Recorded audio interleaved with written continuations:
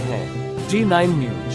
ये समाज से लेने की जो आदत है, अब तो सरकार से भीख मांगने की आदत लोगों की पड़ गई है। नेता आते हैं तो कागज, एक टुकड़ा तो कागज मिलते हैं उनको, मंच पर है माला पहनाएंगे और एक पत्र पकड़ा। भरी सभा में मंत्री जी के बिगड़े बोल, जनता को भिखारी बताया, लोगों को सरकार से भीख नहीं मांगनी चाहिए। मध्य प्रदेश सरकार में मंत्री प्रहलाद सिंह पटेल का वीडियो वायरल। मध्य प्रदेश सरकार के वरिष्ठ मंत्री प्रहलाद पटेल का बयान इन दिनों खूब वायरल हो रहा है, जिसमें उन्होंने जनता को भिखारी बता दिया। प्रहलाद पटेल के बयान पर नेता प्रतिपक्ष उमंग सिंगार ने कहा कि जनता भिखारी नहीं है। यदि किसी मंत्री के पास काम लेकर आती है, कोई परेशान है, किसी को योजनाओं का लाभ नहीं मिल रहा है, तो वह सरकार के पास ही जाएगी। ऐसे में ज्यादा पर्चियां देखकर या ज्यादा आवेदन देखकर प्रहलाद पटेल जैसे वरिष्ठ नेता को इरिटेट नहीं होना चाहिए। सरकार को ज्यादा से ज्यादा योजनाओं का लाभ जनता को देना चाहिए। वही सरकार को यह देखना चाहिए कि कितने लोगों के काम हुए हैं, यह कितने आवेदन पेंडिंग पड़े हैं, उन पर भी कार्यवाही करनी चाहिए।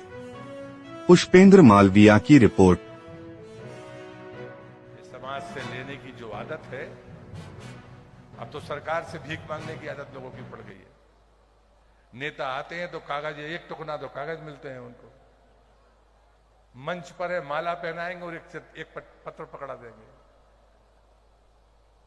ये अच्छी आदतें नहीं है। लेने की बजाय देने का मानस बनाइए। मैं दावे से कहता हूं, आप भी सुखी होंगे और एक संस्कारवान समाज को हम खड़ा करेंगे। ये भिखारियों की फौज इकट्ठा करना, ये समाज को मजबूत करना नहीं है, ये समाज को कमजोर करना है। देखिए, मैं समझता हूं कि आम जनता के काम करना सरकार के मंत्रियों का फर्ज है, लेकिन गरीब है, निश्चित तौर से कोई रहता है तो पीड़ित पक्ष स्वाभाविक न्याय के लिए आता है, तो वो भिखारी नहीं हो सकता। दूसरी बात ये कहना चाहूंगा, प्रहलाद पटेल जी बड़े गंभीर और वरिष्ठ मंत्री है, तो अब उन्होंने किस भाव से कहा मुझे नहीं पता, लेकिन मैं इतना जरूर कहना चाहता हूं कि प्रदेश की जनता को आप भिखारी कह रहे या किन को भिखारी कह रहे, भारतीय जनता पार्टी की सरकार को स्पष्ट करना चाहिए।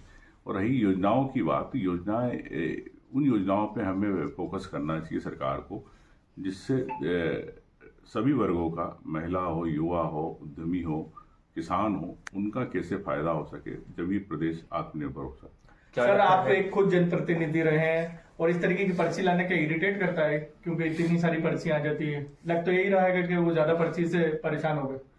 देखिए, ये सामान्य बात है, तो 10 लोग अपने पक्ष रखते हैं, पीड़ित पक्ष न्याय के लिए, और अगर कोई अधिकारी अगर नहीं सुन रहा जिले में, ब्लॉक में, तो निश्चित तौर से सरकार या जो बैठे नेता, जनप्रतिनिधि, हम भी बैठे तो हम लोग उसे न्याय की आवाज उठाने की बात करते, तो इसमें इरिटेट नहीं होना चाहिए। मैं समझता हूं कि तत्काल जो भी व्यक्ति आया उसको न्याय मिलना चाहिए। फिर सीएम ऑनलाइन क्यों है? सीएम ऑनलाइन में हजारों शिकायतें पड़ी है, क्यों नहीं हो पा रही है? तो ये सिस्टम तो बना देते हैं, लेकिन सिस्टम के प्रति जवाबदार कौन हो? क्या मुख्यमंत्री जवाबदार, कलेक्टर जवाबदार, कौन जवाबदार?